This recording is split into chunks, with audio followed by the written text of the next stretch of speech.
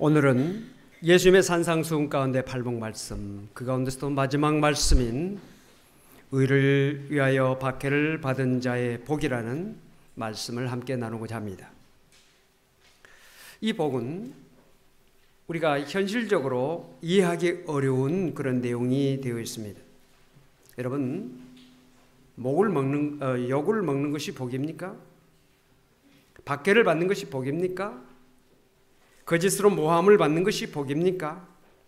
그러나 본문은 의를 위하여 핍박을 받은 자는 복이 있다, 이렇게 말씀을 하고 있습니다. 의라고 하는 단어를 지난번에 소개해 드린 적이 있습니다. 양 아래 나가 있는 것, 양 아래 내가 있는 것이 옳을 의입니다. 어린 양 되신 예수 그리스도 아래에 있는 것, 이것이 의로운 일이라는 것이죠. 바른 일이라는 것이죠. 예수 믿는 것이 바른 일이라는 것이죠. 예수 믿는 것이 옳은 일이라는 것이에요. 의롭게 산다고 하는 것은 우리가 도덕적으로 윤리적으로 사는 것, 그것도 물론 의로운 일이겠지만 예수 아래에서 사는 것, 예수 믿음 안에 사는 것이 의로운 일이고 그것이 귀한 일이다, 복된 일이다 하는 것을 말해주고 있습니다. 그런데 의를 위해서 박해를 받는다고 하는 의미는 예수 아래 살기 위해서 애를 쓰는 것, 어려움을 당하는 것, 예수를 믿기 위해서 고난당하고 어려움 당하는 것, 이것이 박해입니다. 사도들과 믿음의 선진들은 예수 때문에 많은 박해를 당했습니다. 첫 번째 순교자 스데반에 대한 내용이 사도행전 7장에 나옵니다. 그가 예수를 전하다가 돌에 맞아 죽지요. 첫 번째 기독교의 순교자입니다. 또한 예루살렘의 지도자였던 야고보, 헤롯의 칼에 의해서 순교를 당합니다. 베드로는 예수님처럼 나는 십자가를 질 수 없다, 나는 거꾸로 십자가를 지겠다 해가지고 거꾸로 십자가에 달려 순교를 당했습니다. 안드레라고 하는 사람은 X자 십자가 형태에 매여서 사지가 찢겨 죽는 그런 순교를 당했습니다. 바돌로메라고 하는 예수님의 제자는 거죽을 벗겨지는, 우리의 몸을 거죽 벗겨서 고문당하다가 죽었습니다. 요한 사도는 반모섬에 유배를 가가지고 그곳에서 아주 외딴 섬에서 살다가 죽습니다. 순교당하죠. 우리가 잘 알고 있는 사도 바울은 로마 감옥에서 참수형을 당해서 순교를 당했습니다. 우리나라에도 주기철 목사님이나 손양원 목사님 같은 수많은 순교자들이 있습니다. 일본 제국주의 시대에 일본은 성도들에게 천황에게 절하라, 천황이 신이다, 신사참배하라고 강요했습니다. 여기에 대해서 주기철 목사는 나는 못한다. 그의 설교 내용을 보면 못합니다.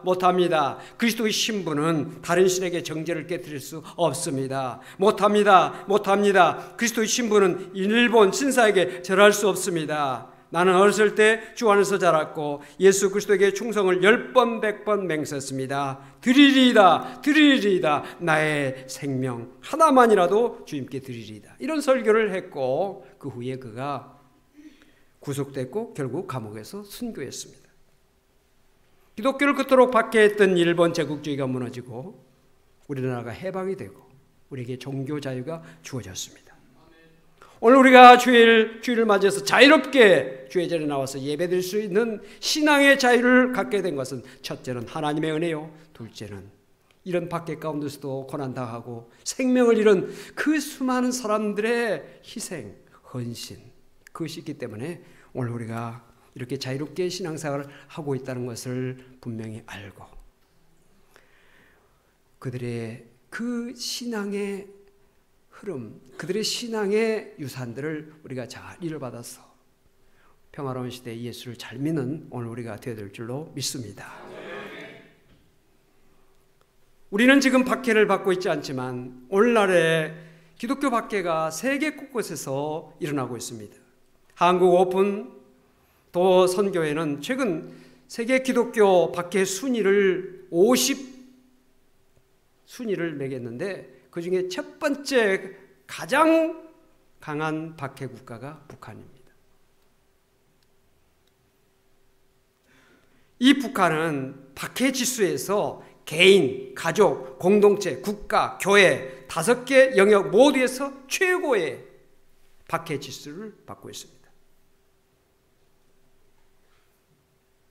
지난 2017년도 통계에 따르면 이 세계 각곳에서 신앙을 지키기 위해서 목숨을 잃은 기독교인들은 약 3,078명이라고 합니다. 예수를 믿기 위해서, 예수를 믿다가 박해를 받아서 죽은 사람이 3,000명이 넘는 이 시대 속에서 우리가 살고 있는데, 오늘 우리가 이런 자유로운 신앙생활을 하는 가운데 너무 자유가 주어진 이 상황 속에서 자유를 너무나 우리가 누리다 보니까 타락하게 된 겁니다. 그래서 거룩한 주일임에도 불구하고 세상으로 나아가고 육신의 즐거움에 빠져서 하나님을 섬기는 것을 제대로 하지 못하는 이런 안타까운 모습을 우리가 보게 됩니다.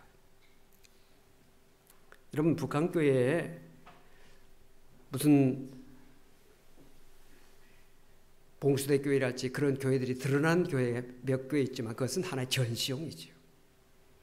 그러나 이 6.25 해방 또 이런 그 전부터 신앙생활, 북한이 과거에 평양이 동양의 예루살렘이라고 그러지 않습니까? 가장 예수를 닮았던 그 지역이 평양입니다. 그래서 그 시대부터 예수를 정말로 믿었던 그 사람들이 공산주의라고 해서 그 믿음을, 물론 표현은 잘 하지 않지만 은밀한 가운데 그 믿음을 지키고 사는 사람들이 있다는 거죠. 그래서 그 사람들이 굴 속에서나 깊은 산 속에서나 골방에서 지금도 예배를 드리고 있는데, 그들에게 가장 부족한 것이 있는데 그것이 뭐냐? 성경입니다.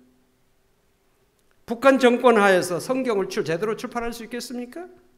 그래서 과거에 가지고 있던 그 성경을 지금도 소중하게, 그래서 한 장이라도 닳아지면 떨어지면 그것을 잘 붙이고 잘 보존하려고 애를 씁니다. 과거에 우리가 성경이 부족했던 시절에 성경 껍데기가 찢어지거나 훼손되면 그것을 헝겊으로 잘 싸서 그것을 우리가 소중하게 여기면서 성경을 우리가 읽었던 그런 때가 있지 않습니까?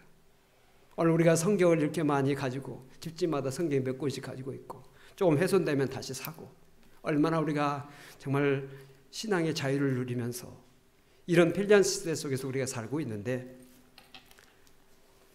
우리가 북한에 성경 보내기 운동도 하고 있는데 우리가 그런 일에도 참여해야 됩니다.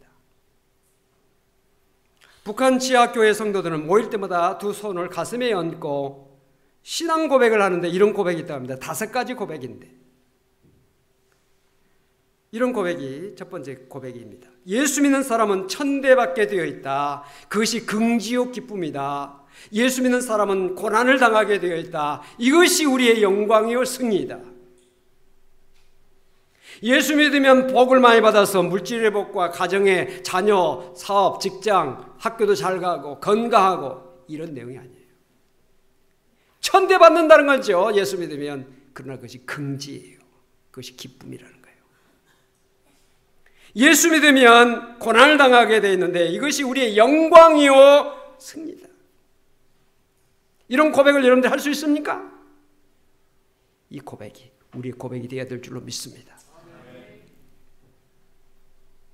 칭찬받는 것보다 욕먹는 것을 먼저 배워라. 예수 믿으면서 다른 사람들에게 핍박받는 거 당연하게 생각하라는 거죠. 우리 예수 믿는 사람은 인민의 눈물을 닦아주고, 인민이란 말은 우리가 익숙하지 않지만 백성들, 이웃 이렇게 우리가 말할 수 있어요. 백성들의 눈물을 닦아주고 서로의 눈물을 닦아주며 주위의 모든 고통당한 자들의 위로자가 되어야 된다. 눈물을 닦아주는 거예요. 내 주변에 눈물을 흘리고 있는 사람이 있으면 손수건 꺼내서 슬퍼하지 말라고, 울지 말라고 눈을 좀 닦아주는, 이 백성의 고난을 당하고 있는 사람들에게 눈물을 닦아주는 기독교가 된다는 거죠. 우리 한국교회가 그런 교회가 되어야 될 줄 믿습니다. 사랑이 사랑을 낳고 또 그 사랑이 새로운 사랑을 낳고 그 사랑으로 인하여 많은 사람들을 예수님의 전사로 만들어야 된다. 아까 우리 성가대가 십자가의 군병이라고 하는 찬양을 했는데 목숨까지라도 바치고 라고 하는 그런 내용이 나지 않나요? 우리가 입으로만 찬양하는 것이 아니라 예수를 위해서 목숨까지로 바치는 그런 믿음을 갖기 위해서 우리가 늘 사모하고 기도하고 그런 믿음 주세요. 그런 능력 주세요. 그럴 수 있는 우리가 되게 해주세요. 라고 하는 것이 찬양의 내용 아닙니까? 사랑이 사랑을 낳고 또 그 사랑이 새로운 사랑을 낳고 사랑이 번져나간다는 것이죠. 그리고 그 사랑을 인하여 많은 사람들이 예수를 믿게 된다는 이야기죠. 오늘 기독교 선교가 잘 진전이 안 되고 많은 장애물에 부딪힌 것은 우리 예수 믿는 사람들이 사랑을 베풀지 않기 때문에. 우리 예수 믿는 사람들이 사랑을 많이 베풀면 복음의 문이 착착착 열릴 텐데 사랑을 제대로 행하지 못하니까 사회 속에서 사랑을 우리가 베풀지 못하기 때문에 불쌍하고 어려운 사람들, 고통당한 자들을 위로하고 그들에게 손을 펼치고 그들에게 선교에 손길을 펼치지 못하기 때문에 선교의 문이 자꾸 닫히고 있는 것이죠. 교회를 크게 지었다고, 시설이 좋다고, 화려하다고 해서 예수 믿는 사람들이 많아지는 것이 아니에요. 진정으로 우리가 그리스도인들이 세상 속에서 어렵고 고통당한 자들, 위로가 필요한 자들, 소외당한 자들에게 그들에게 위로가 되고 그들에게 사랑을 펼치고 진정한 그들에게 친구가 되어줄 때 선교의 문이 열리게 되는 거 아니겠어요? 성경이라고 하는 잣대로 자기, 즉 내가 먼저 살아가야 된다. 이것이 마지막이에요. 성경이라고 하는 잣대를 다른 사람에게 내지는 게 아니에요. 당신이 왜 말씀대로 살지 못해? 책망하고 훈계하고 가르치는 것이 아니라 이 성경을 내게, 이 성경을 나의 잣대로 삼으라는 거예요. 우리 예수 믿는 사람들이 짜릿하면 다른 사람을 정죄합니다. 정죄를 자기에게 하는 거예요. 내가 말씀대로 살지 못했으니, 사랑을 베풀려고 했는데 사랑으로 살지 못했으니 하나님 용서해 주세요. 하나님 불쌍히 여겨주세요. 그렇게 할 수 있도록 도와주세요. 성경의 잣대를 내게 대라는 거예요. 이것이 북한 지하교회 성도들의 신앙 고백이에요. 부끄럽지 않습니까? 이 앞에 나도 이 말씀을 보면서 부끄러웠어요. 내 자신이 너무 부끄러웠어요. 한국교회 목회자 강단의 설교가 부끄러웠어요. 축복만 남발하는 값싼 은혜만 전하는 한국교회의 강단이 이 북한 지하교회 그들의 신앙 고백 앞에서 부끄러웠다 이 말이에요. 예수를 좀 더 바로 믿어야 되는데, 예수를 제대로 믿어야 되는데, 그런 관심과 노력을 우리가 더 가져야 되는데 부끄러웠어요. 사랑하는 성도 여러분, 우리가 박해받지 않고 살고 있다고 하는 것을 감사도 해야 되겠지만 세계 곳곳에서 박해당하고 있는 사람들을 위해서도 기도해야 돼요. 그 박해 속에서 이기게 해달라고, 그 모든 것에서 굽히지 말고 믿음을 지켜달라고, 그리고 그 박해하는 사람들이 다 예수 믿는 사람들이 되게 해달라고 그렇게 기도해야 될 줄로 믿습니다. 박해를 당하면서도 우리가 예수를 믿어야 되는 이유, 박해를 받으면서도 우리가 굽히지 않아야 될 이유가 있어요. 첫째는 주님의 명령이기 때문에 우리는 박해 중에서도 예수를 믿어야 됩니다. 요한복음 14장 15절에 너희가 나를 사랑하면 나의 계명을 지키리라. 주님 사랑하십니까? 주님 사랑하십니까? 주님 사랑하신다는 그 증거를 보여야 되는데 그 증거는 뭐냐? 계명대로 살아야 된다는 거예요. 말씀대로 살아가야 한다는 거죠. 그것이 예수 믿는 사람, 주님을 사랑하는 사람들의 증거라는 것이죠. 요한복음 14장 21절에 나의 계명을 지키는 자라야 나를 사랑하는 자네. 주님의 계명을 지키고 사는 사람이 주님의 사랑을 하는 사람이요 받는 사람이라는 뜻이죠. 오늘 본문에서 박해를 받는 자, 받은 자 복이 있다고 말씀하시면서 박해 받는 것 두려워하지 말라. 박해 받은 것 그건 너무 두려워하지 말고 이겨나라. 승리해라. 왜? 상이 있다는 것이죠. 예수님의 생애를 보면 박해의 연속이었습니다. 바리새인들, 사두개인들, 많은 유대인들이 박해했습니다. 마침내 그들은 예수님을 십자가에 못 박아 죽였죠. 그러나 예수님은 죽음에서 부활하셨습니다. 부활의 첫 열매가 되셨습니다. 그리고 부활하신 주님께서 제자들에게 하신 말씀이 무엇입니까? 성령이 내게 임하시면 너희가 권능을 받고 예루살렘과 온 유대와 사마리아와 땅끝까지 이르러 내 증인이 되라. 예수를 전하라 하는 그 사명을 주셨습니다. 여기에 예루살렘, 온 유대, 사마리아 땅끝, 이것은 우리가 복음을 전해야 되는 내 주변, 내 가족, 내 이웃, 내 지역에 있는 사람들, 내 친구, 친척, 동료들, 이민족, 북한, 중국, 동남아, 아프리카, 저 중동, 모든 지역에 복음이 전해지지 않는 곳에는 가서 복음을 전하라. 이것이 주님의 명령인 것입니다. 이 명령을 지키면서 예수님의 제자들은 많은 고난을 당했죠. 매를 맞고 감옥에 갇히고 멸시 천대받았으며 마침내 순교까지 했습니다. 그런데 예수님은 의를 위하여, 즉 예수 아래 있기 위해서, 예수를 전하기 위해서 당하는 박해를 두려워하지 말라. 의를 위해서 박해받는 자 복이 있다. 이렇게 말씀하셨습니다. 첫 번째는 주님의 계명이기 때문에, 명령이기 때문에 우리가 박해를 받아도 신앙생활을 해야 된다는 것이고요. 두 번째는 하늘의 상이 크다는 것이죠. 하늘의 상이 크기 때문에 그 상을 바라보면서 예수를 믿고 예수 때문에 고난당하고 어려움이 있을지라도 굽히지 말고 예수를 믿으라고 말씀하고 있습니다. 하늘의 상인데 이 상은 두 가지가 있습니다. 요한계시록 2장 10절에 보니까 너는 장차 받을 고난을 두려워하지 말라. 볼지어다 마귀가 장차 너희 가운데에서 몇 사람을 옥에 던져 시험을 받게 하리니 너희가 10일 동안 환난을 받으리라. 네가 죽도록 충성하라. 그리하면 내가 생명의 관을 내게 주리라. 여기에 상이 생명의 관이라고 하는 상이라는 것이죠.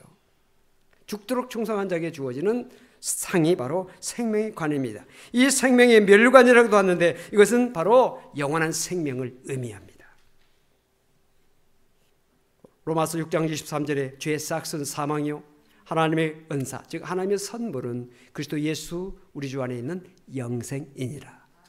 하나님께서 주시는 선물, 하나님께서 주시는 은사, 이것이 영생이라는 것이죠. 여러분 상 받으면 기쁘잖아요. 상 받으면 너무 기쁘잖아요. 아이들이 상 받아보세요. 부모가 더 기뻐합니다. 아, 오늘 외식하자. 용돈을 주겠다. 기뻐하죠. 얼마 전에 베트남이 사상 최초로 아시아 축구 연맹 챔피언십 결승에 올라갔어요. 베트남에서는 우리나라의 박항서 감독이 가서 그 축구 대표팀 감독이 됐는데 완전히 베트남에서는 축구 영웅입니다. 영웅이에요. 이 대기간 동안에 베트남의 거리 응원 풍경은 베트남 통일 때 45년 전에 베트남 통일 때와 흡사했다고 합니다. 9,500만 명의 베트남이 이처럼 열광한 적이 없다고 합니다. 우리가 과거에 대한민국 응원했던 그 이상으로 굉장한 열광적이었어요.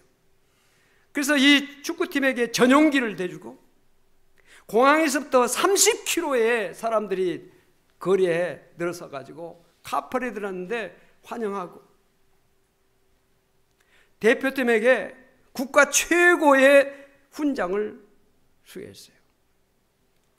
국가 건설이나 국가 발전에 탁월한 업적을 기록한 개인이나 집단에게 수여하는 최고의 베트남 최고의 영예의 노동훈장을 수여했어요.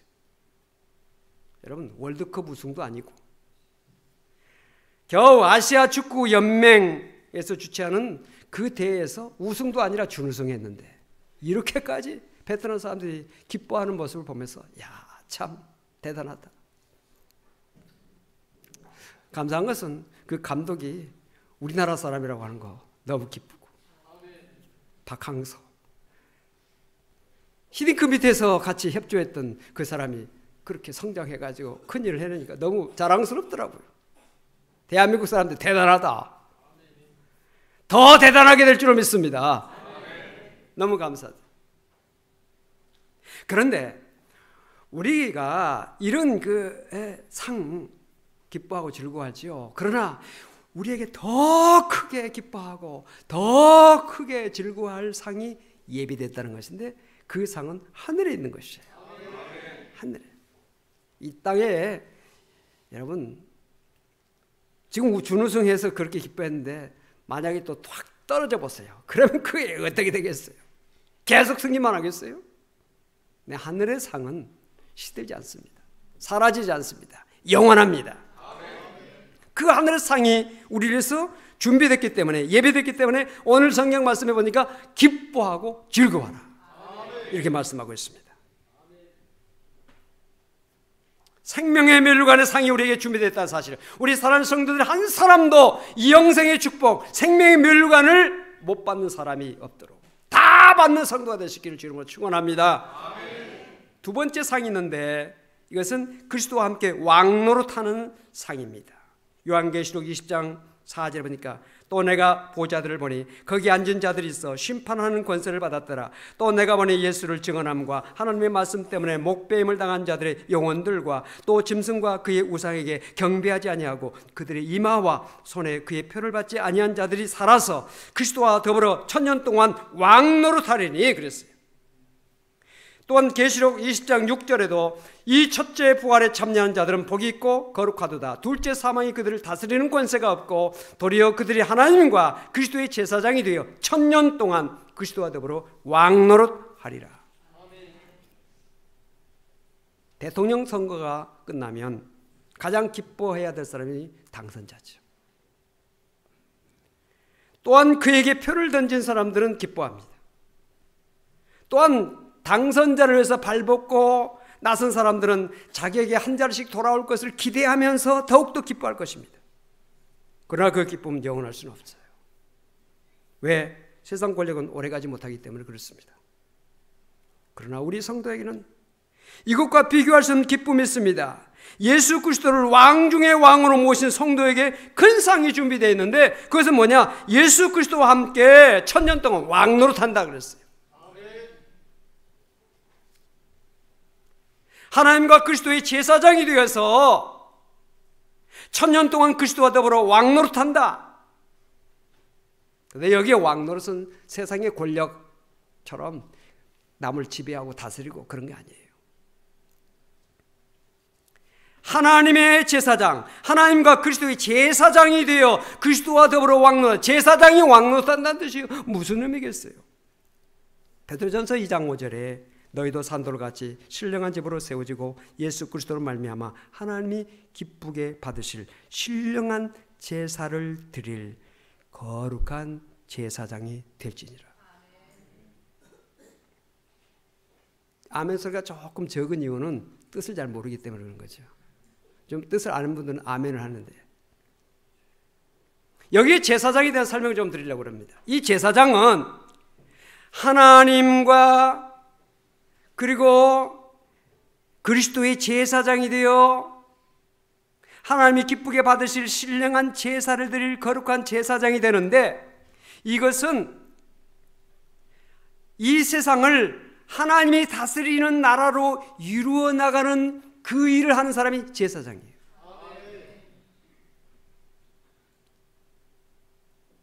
우리가 세상을 살아가면서 이 세상이 하나님의 사랑과 하나님의 공의와 하나님의 평화와 하나님의 생명이 지배하도록 그 일을 몸을 바쳐서 시간을 바쳐서 물질을 바쳐서 그 일을 위해서 노력하고 수고하는 사람이 제사장이에요.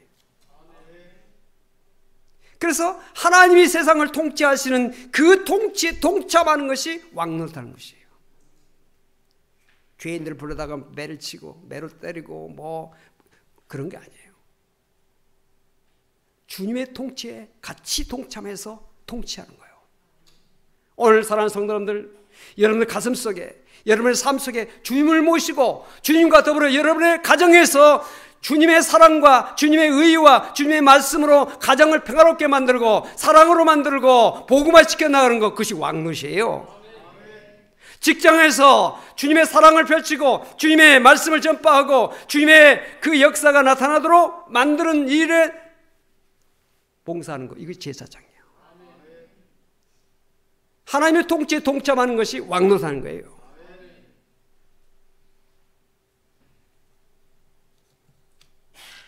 얼마나 멋있는 제사장이요, 얼마나 멋있는 왕노릇입니까? 만왕 되신 주님과 함께 주님이 역사하시는 그곳에 같이 참여해서 그분의 역사에 공헌하는 것, 그분의 통치에 같이 협력하는 것, 이것이 왕노릇하는 것이에요. 주님과 더불어 왕노릇하는 것이에요. 주님의 통치에 동참하는 성도가 될 수 있기를 바랍니다. 주님이 일하시는 곳에 여러분들 함께 일하시는 사역자가 될 수 있기를 바랍니다. 얼마나 귀한 일입니까?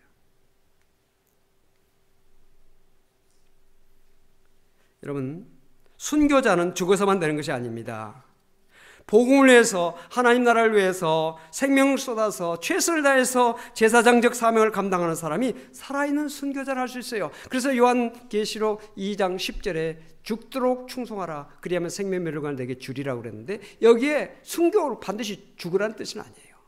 최선을 다해서, 생명 다해서, 목숨을 다해서, 힘을 다해서 주님을 위해서 충성하는 자에게 생명의 멸류관의 훈장을 주신다는 거예요.